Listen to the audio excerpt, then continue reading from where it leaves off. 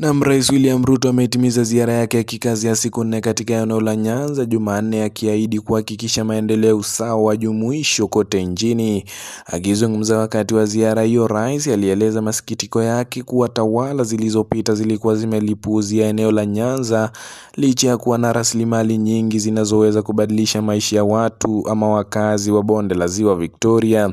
Rais Ruto alisisitiza kuwa Wakenya wote ni sawa na wanastahili kuhudumiwa bila ubaguzi, akiongeza kuwa hiyo ndiyo misingi ya utawala wake tangu alipoingia madarakani. Aidha, alibainisha kuwa bonde la Ziwa Victoria lina rasilimali nyingi za kiuchumi za bluu ambazo zina uwezo mkubwa wa kuboresha maisha ya wananchi na kukuza uchumi wa eneo hilo.